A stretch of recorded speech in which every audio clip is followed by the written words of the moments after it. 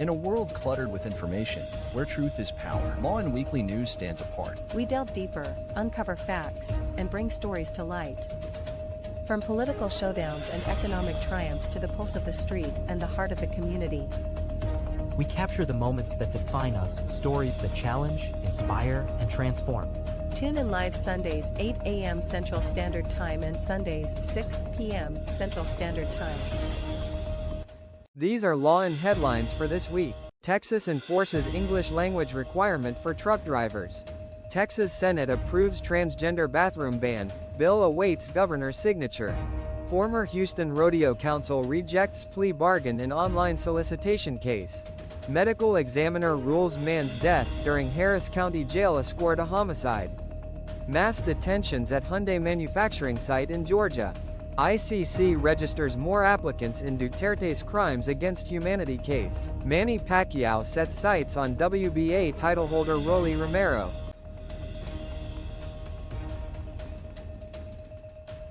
Good day, I'm Krisha. And good day, I am Jewel. And tonight we bring you the latest stories in the United States of America. Especially in the state of Texas. So sit back, relax, and let Lawin Weekly News be your guide to the news that matters most.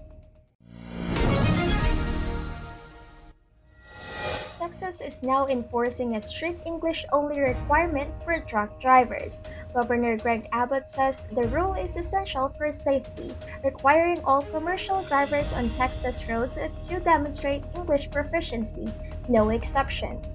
The Department of Public Safety has already cited nearly 450 drivers since June, many licensed in Mexico, for failing to meet the standard. Abbott added that interstate licenses will no longer be issued to non-English speaking drivers, though testing methods are still being finalized. The Texas Trucking Association supports the move, saying drivers must be able to read signs, weather alerts, and safety warnings. But critics warn it could worsen the nationwide truck driver shortage. The crackdown follows a fatal crash in Florida, where a driver's inability to read English signs played a role. The U.S. Department of Transportation is pushing all states to enforce the same rule, with threats of funding cuts for those that don't comply. For now, Texas is leading the charge, sparking debate over how to balance road safety with the trucking industry's urgent labor needs.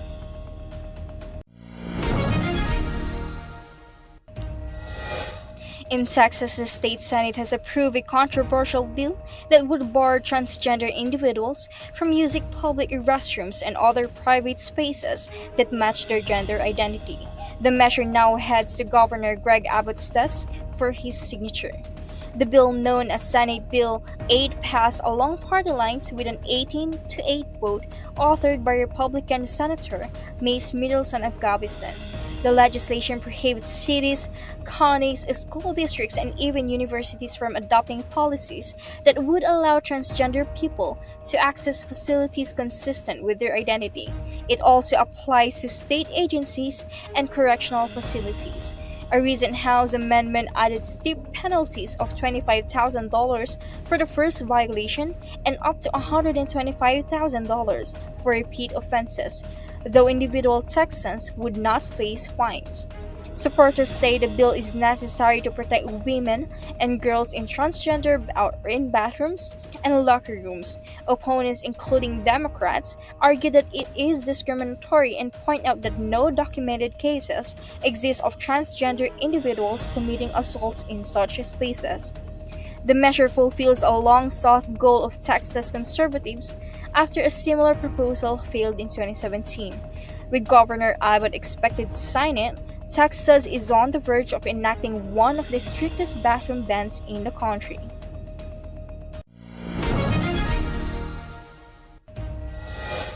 A former top attorney for the Houston Livestock Show and Rodeo is headed to trial after rejecting a plea deal in an online solicitation case. Jeffrey Neal Downing, the rodeo's former general counsel, appeared in a Houston courtroom Thursday. Prosecutors say the 46-year-old was caught in Harris County undercover sting operation last year. Investigators allege Downing believed he was communicating with a 15-year-old girl online, sending explicit messages, requesting photos, and even transmitting sexual images. The teen, however, was an undercover constable. Downing was arrested in May 2024. His original $50,000 bond was revoked following a violation and later reset at $80,000, which he posted in March of this year. The Harris County District Attorney's Office confirmed Downing has declined a plea bargain and will face trial on December 12, 2025. Downing, a practicing Houston attorney, joined the rodeo in 2022 where he handled logistics for the massive annual event. The organization placed him on leave following his arrest and later confirmed he was no longer employed. The case has drawn wide attention given Downing's high-profile role with rodeo, one of Houston's largest cultural events. As proceedings move forward, prosecutors stress the case underscores the importance of aggressive online stings designed to protect minors from exploitation.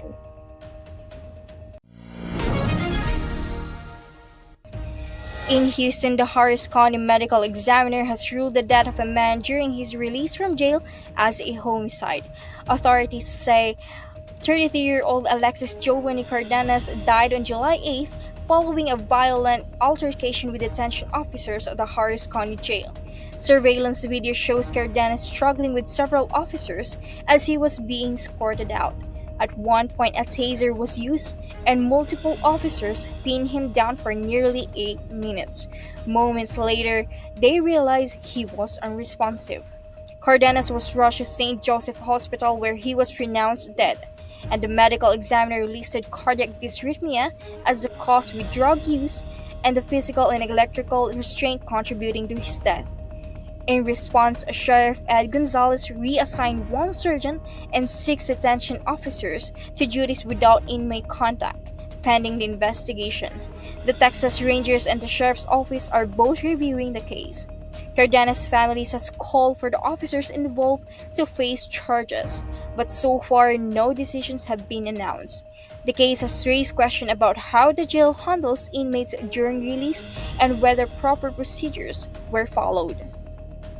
In a world filled with fleeting moments, there's beauty waiting to be captured. My name is Christian, and I specialize in immortalizing your most precious memories. From elegant weddings to vibrant events and timeless portraits, I'm here to make every moment unforgettable. Let me tell your story through the lens. Contact me today and let's create magic together.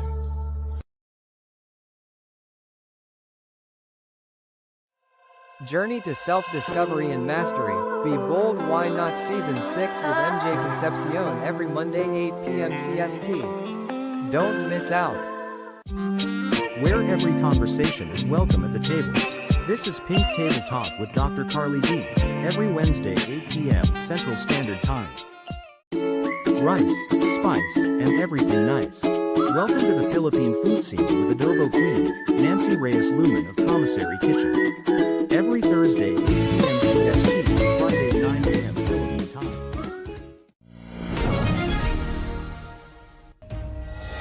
In Austin, the city's largest school district is weighing major changes after a wave of failing state ratings. The Austin Independent School District has notified parents that 12 schools could be closed after receiving a third consecutive F rating.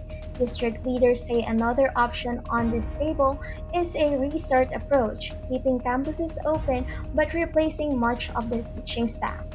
Superintendent Matthew Segura says 11 in additional schools must scrap turnaround plans after a second failing grade, while 9 others face targeted improvement plans.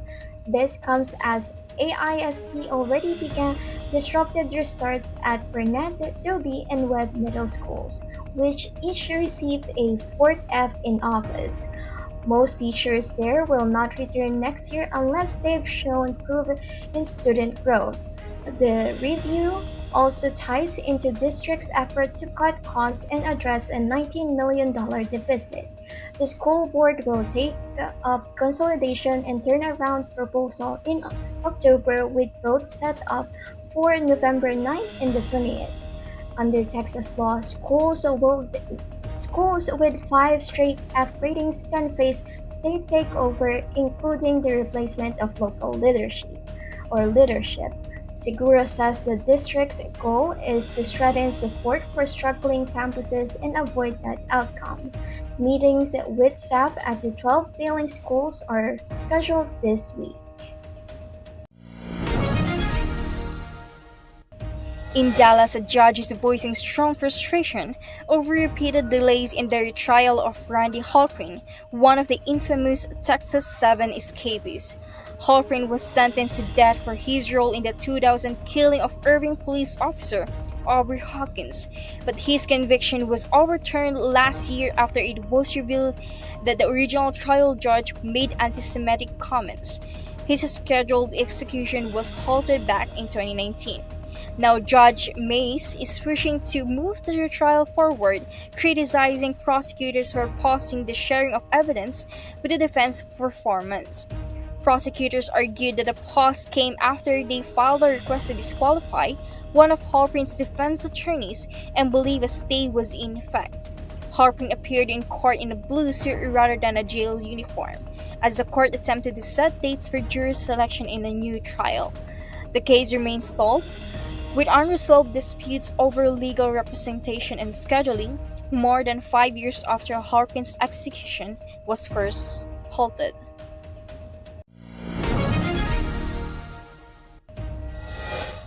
San Antonio drivers could soon see higher fines for parking violations.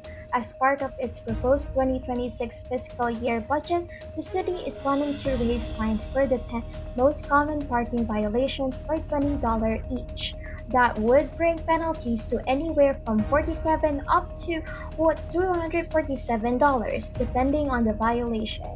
For example, parking meter fines would jump from $27 to $47, while parking in a no parking zone could increase from $32 to $52. City officials say these fines haven't been updated since 2009, and the adjustment is meant both to discourage illegal parking and to help close a looming budget deficit. The city estimates that the changes could generate an extra $438,000 in revenue. Officials say the money will go toward essential services and community projects, while the fines themselves are expected to improve compliance and reduce congestion. The proposal still needs final approval, but if passed, the new fines will take effect at the start of the fiscal year.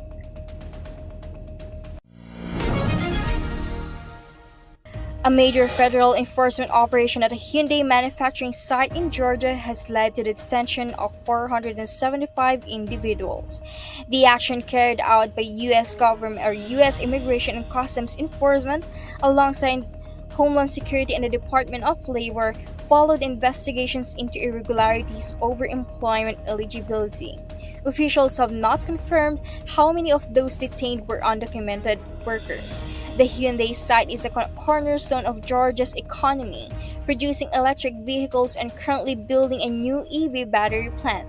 Local leaders now worry the mass detention could ripple through the state's manufacturing sector, which relies heavily on these facilities for job and economic growth. Hyundai has yet to issue a detailed statement through the company has policies in place for compliance with labor and immigration laws. This large-scale raid comes as part of broader federal crackdown on undocumented employment in high-profile industries. Federal officials say more operations of this kind could follow nationwide.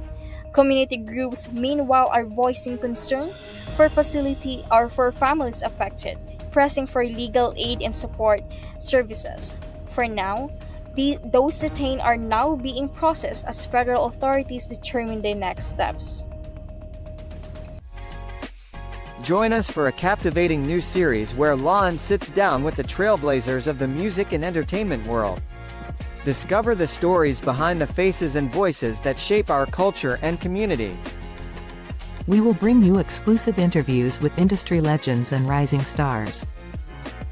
Behind the scenes insights and get a peek into the creative processes and personal journeys. artists and performers and their upcoming shows and events. Stay tuned for more updates and sneak peeks. Follow us on social media and subscribe to our channel.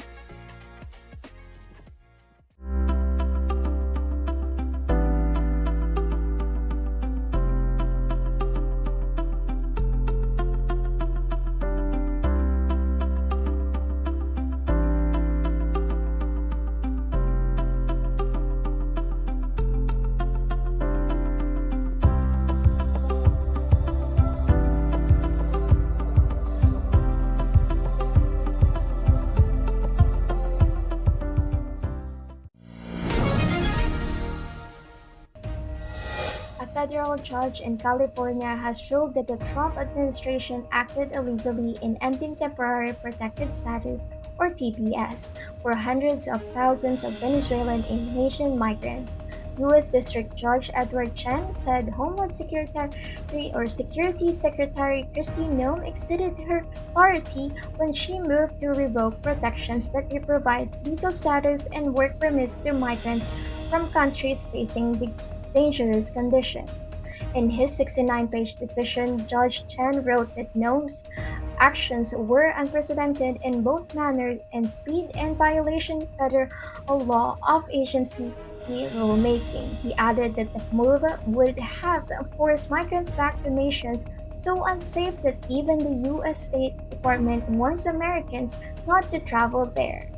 The Department of Homeland Security criticized the ruling, calling TPS a de facto amnesty program, and vowed to appeal.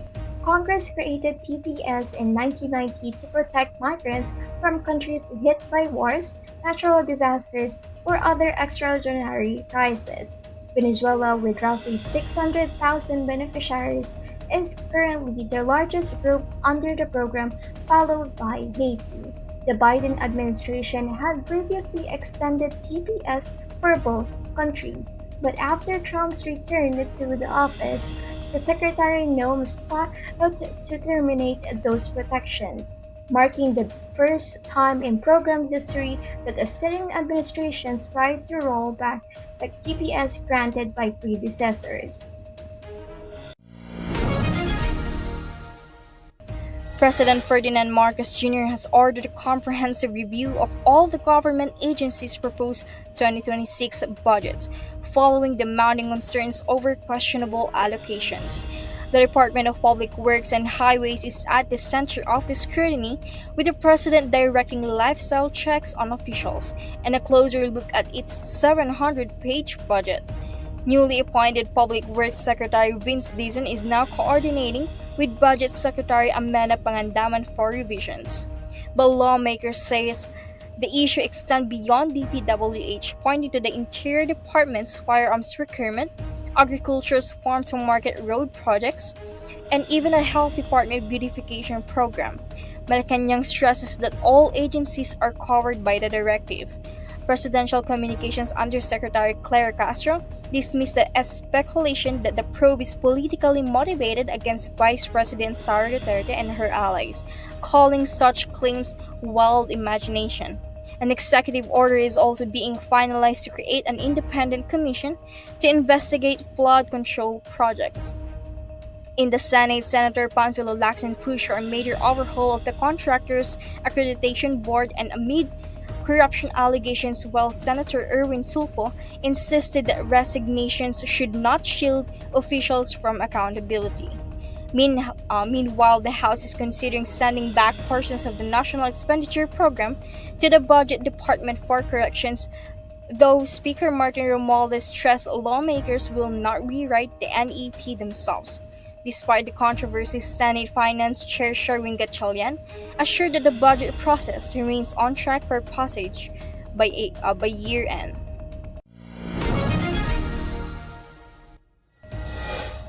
The International Criminal Court has confirmed more applicants in the Crimes Against Humanity case against former Philippine President Rodrigo Duterte. According to an August 27 court filing, the ICC has now received 322 applications from individuals seeking recognition as victims of Duterte's anti-drug campaign. 18 of them are applying solely for reparations. while the rest are moving forward for participation in the pre-trial proceedings. For those applications, 35 have already been submitted to pre-trial Chamber 1, divided into groups for review. The applicants include not only those directly killed or harmed but also family members who suffered psychologically and emotional trauma from the drug war. Meanwhile, both prosecution and defense have agreed on a number of basic facts, including the 30's date of birth, birthplace, nationality, and even the definition of a barangay. However, they remain divided on several other points. Duterte, now 80 years old, faced pre-trial proceedings in The Hague back in March, after his arrest and transfer. A confirmation of charges hearing is scheduled for September 23rd. The case covers events between 2011 and 2019, starting from Duterte's time as mayor of Davao City up to the Philippines' withdrawal from Rome Statute.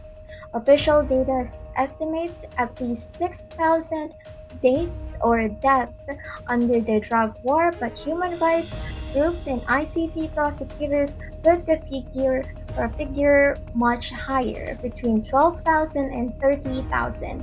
The ICC proceedings continue as victims and families of victims await justice.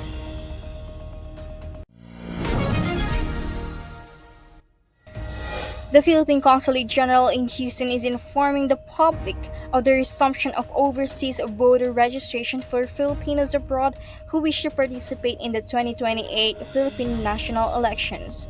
The registration period will run from December 1, 2025 to September 30, 2027. During this time, qualified Filipino citizens overseas are encouraged to register or update their records to ensure their right to vote in the upcoming elections. For inquiries and further assistance, the public may reach out via email at houston.tcg@dfa.gov.ph. This initiative reaffirms the government's commitment to providing Filipinos abroad the accessible avenues to take part in shaping the future of the Philippines through their vote. Filing taxes, dealing with tax debt, or facing IRS actions is stressful, but you don't have to go it alone. Call 832-674-0829 or visit www.taxresolutionesq.com. For divorce and family law in Texas, Liggett Dizon Law Firm PC will guide you every step of the way. From initial consultation to detailed review of your case and strategic planning, We'll sit with you during negotiations or mediations, and represent you in court. whether it is a family law, estate planning, or immigration, we will be there to guide through the final steps. So, leave your legal matters behind you and embrace your future. You can contact Liggett Dizon Law Firm PC at 346-5454-346 or visit dizonlawfirm.com. Two of boxing's biggest names are about to collide, though in a fight no one ever thought possible. Mike Tyson and Floyd Mayweather Jr. have officially agreed to step into the ring for an exhibition bout in the spring of 2026, according to promoter CSI Sports. Tyson, now 59 years old, remains one of the most feared heavyweight in history, with a record of 50 wins, 7 losses, and 44 knockouts. His last appearance was an exhibition against Jake Paul in 2024, where despite showing his age, he still packed a stadium with 70,000 fans and draw millions more online.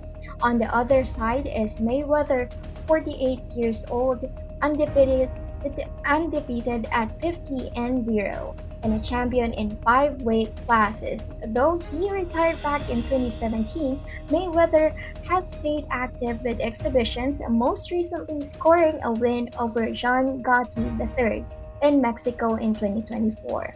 With two legends from two very different eras meeting in one ring, fans can expect hype, history, and the unexpected when Tyson and Mayweather square off in 2026.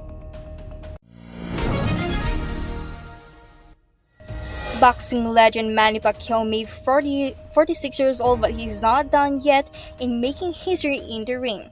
His advisor Sean Gibbons has confirmed that Pacquiao is setting his sights on WBA welterweight champion Rolly Romero for his next fight. Gibbons says Pacquiao only wants what he calls meaningful fights at this stage of his career, and Romero, recently evaluated to full champion, fits the bill. Quote, "No barriers at this time. Manny wants Rolly Romero for the WBA title." That's what Gibbons told the World Boxing News. For Romero, who is just 29, but the bout could be the biggest payday of his career, even as he weighs a possible rematch with Ryan Garcia, whom he defeated by a unanimous decision last May. Pacquiao last fought in June against WBC titleist Mario Barrios, battling the younger champion to a hard-fought majority draw. Many observers believe that Pacquiao did enough to win, and he remains ranked number 1 by the WBC. If negotiations push through, a Pacquiao-Romero clash could pit the Filipino icon against a younger reigning champion, exactly the kind of challenge Pacquiao is chasing as he approaches his 47th birthday this December.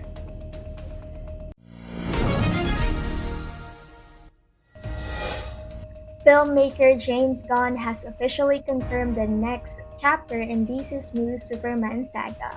The follow-up to last year's reboot will be titled Superman Man of Tomorrow and is set to hit theaters in July 2027. Gunn made the announcement on social media, sharing artwork from DC legend Jim Lee featuring Superman and Lex Luthor.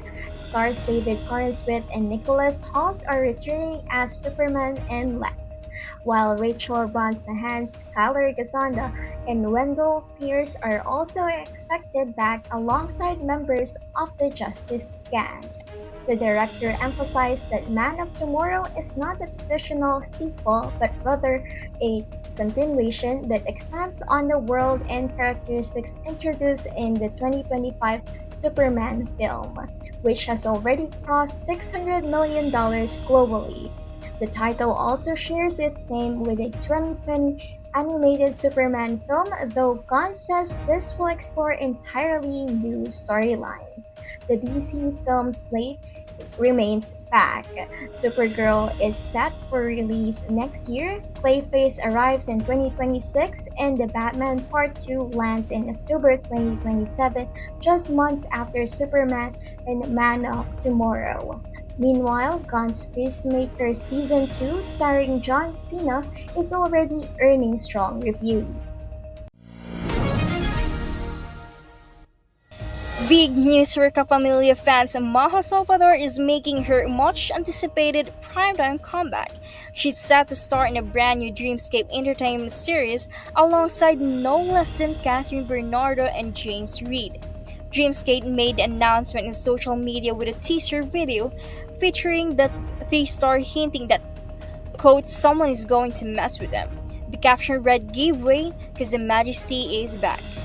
This marks Salvador's official return to ABS-CBN after her last teleserye, The Killer Bride, in 2019, and her guest appearance in The Ironheart in 2022. Since then, she has appeared in sitcoms on both TV5 and GMA. And as for the new series, details are still under wraps, but Catherine Bernardo has confirmed one thing: her team up with James Reid won't be a love story. Instead, the show will highlight friendship, family, and strong women, with James Reid making his first TV comeback in 9 years. With 3 powerhouse names headlining the project, fans are already calling this one of the most exciting primetime offerings this year.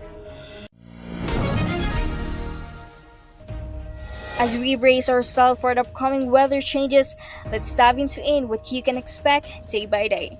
Whether you're planning outdoor activities or just preparing for the week, we've got you covered with the most accurate forecast. Stay tuned with us as we take a closer look at the weather patterns that will impact our region. Remember, here at Lawin Weekly News, we bring you the clear skies to the stormiest forecast. Here is your Lawin Weekly News weather forecast in Houston, Texas. On September 7th, Sunday, the high is 85 degrees Fahrenheit with a low of 71 degrees Fahrenheit. Expect partly to mostly cloudy skies, with a stray shower or thunderstorm possible. On September 8th, Monday, the high will reach 89 degrees Fahrenheit and dip to 67 degrees Fahrenheit. Mostly sunny and dry throughout the day. On September 9th, Tuesday, temperatures will rise to 90 degrees Fahrenheit with a low of 69 degrees Fahrenheit. Sunny skies continue with minimal chances of rain. On September 10th, Wednesday, the high will be 93 degrees Fahrenheit, dropping to 74 degrees Fahrenheit. Expect a mainly sunny day. On September 11th, Thursday, the high stays at 93 degrees Fahrenheit with a low of 74 degrees Fahrenheit. Mostly clear and warm conditions dominate. On September 12th, Friday, temperatures will climb to 94 degrees Fahrenheit with a low of 74 degrees Fahrenheit. Sunny and hot weather continues. On September 13th, Saturday, the high will be 94 degrees Fahrenheit and the low 72 degrees Fahrenheit. Expect a mostly clear sky with plenty of sunshine.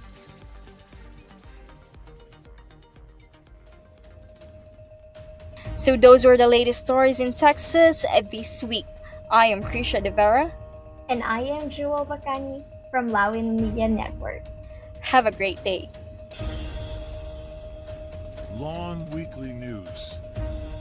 Tune in live Sundays 8 a.m. Central Standard Time and Sundays 6 p.m. Central Standard Time. Lawin Weekly News.